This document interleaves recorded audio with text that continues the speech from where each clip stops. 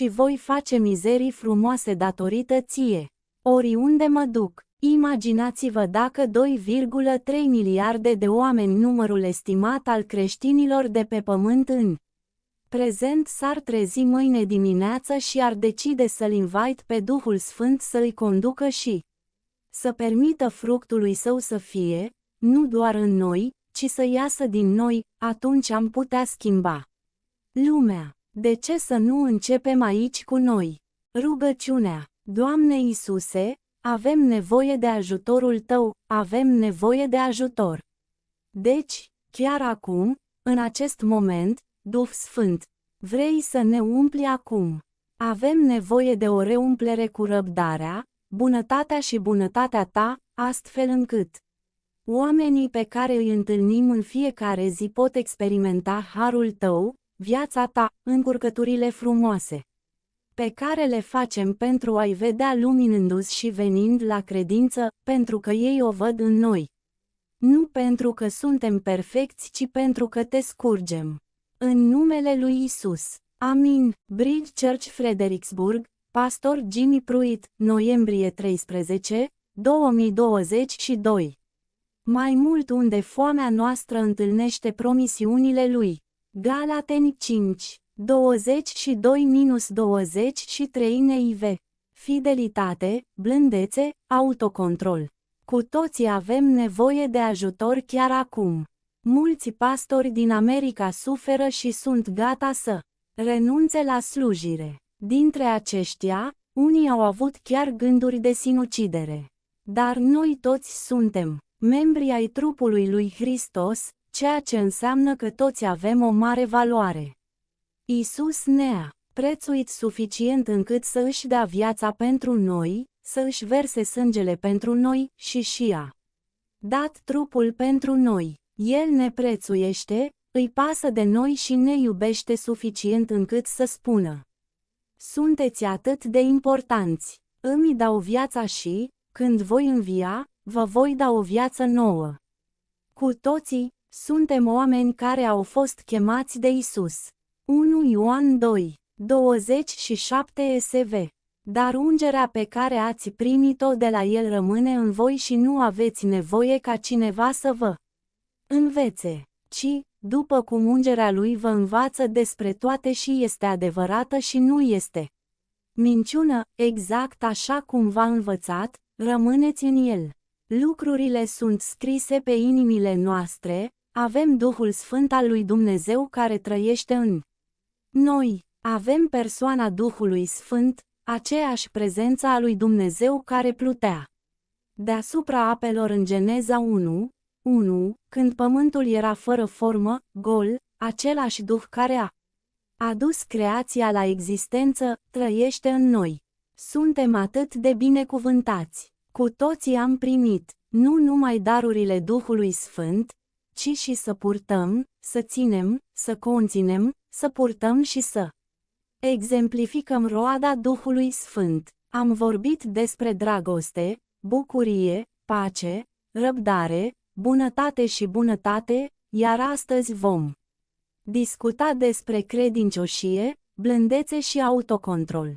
Încă o dată, înțelegem că acestea nu sunt roade ale cărnii noastre, ale faptului că doar ne străduim mai mult, ci sunt roade ale Duhului Sfânt. Nu este vorba despre hotărârea noastră de a fi mai buni, de a citi mai mult Biblia, de a ne ruga mai mult, de a ne strădui mai mult, de a ne ridica, de a face mai mult, de a munci mai mult, de a strânge mai tare din dinți și de a încerca din răsputeri. Adevărul este că trebuie să ne predăm. Trebuie să renunțăm. Unii dintre noi încearcă prea mult și asta ne omoară. Ne străduim atât de mult încât sufocăm viața din noi.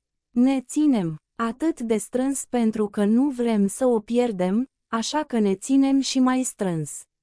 Unii dintre noi, în umblarea noastră cu Isus, au această mentalitate, că trebuie doar să ne străduim mai mult pentru că vrem aprobarea Lui, vrem ca Tatăl nostru să se simtă bine cu Noi, să-L facem mândru pe Tatăl nostru ceresc și putem urmări ceea ce este un lucru bun și să-l transformăm într-un lucru rău, lăsându-L pe Dumnezeu deoparte și înlocuindu-L cu străduința noastră. Trebuie să ne predăm și să spunem: Duhule Sfânt, eu nu pot face asta, dar am încredere că Tu poți, și pentru că știu că Tu trăiești în mine și că ai venit peste mine și m-ai copleșit, că am ceea ce trebuie pentru a face ceea ce m-ai chemat să fac.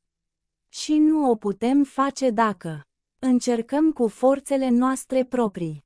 Suntem total și absolut dependenți de Duhul Sfânt, de persoana, prezența și puterea Duhului Sfânt. Același Duh Sfânt care plutea deasupra pământului care era gol și fără formă este același Duh Sfânt la care avem acces în această nanosecundă, în acest moment.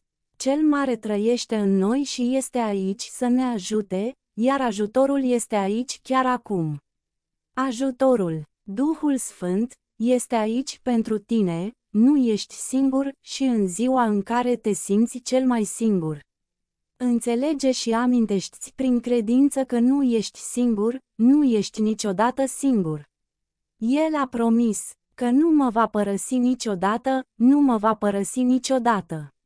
Nu mă va lăsa niciodată să mă descurc singură. El este aici să mă ajute. Galateni 5, 22-23 NASB. Dar roada produsul Duhului este dragostea, bucuria, pacea, răbdarea, bunătatea, credincioșia, blândețea, stăpânirea de sine. Împotriva acestor lucruri nu este lege. Roada, atunci când vezi roada Duhului la lucru într-o persoană, poți fi sigur că prezența Duhului Sfânt, însuși, lucrează în ea și prin ea. Atunci când te angajezi într-un scenariu și nu există roadă, niciun produs, nicio dovadă a Duhului, din cauza a ceea ce iese dintr-o persoană, ne scurgem din ceea ce suntem plini. Dacă vă aflați într-un scenariu în care cineva vă mustră, vă abuzează, vă vorbește de sus, vă condamnă, este condescendent cu dumneavoastră, vă calomniază, vă trădează, fiți siguri că nu există prezența Duhului Sfânt în acel moment. Asta poate veni de la un urmaș al lui Isus născut din nou. Putem avea o zi foarte proastă și să fim conduși de un alt spirit. Dar Isus spune că acum există un legământ mai bun, un legământ nou, împotriva căruia nu există lege, acel jug al robiei a fost sfărâmat. Aceasta este cu adevărat o veste bună pentru noi și asta înseamnă că nu trebuie să trăim sub jugul, greutatea vechiului legământ. Deci, ne umplem gălețile, care ne reprezintă pe noi, suntem recipiente, conținem prezența lui Dumnezeu și a Duhului Sfânt, dar trebuie să umplem aceste găleți în mod continuu.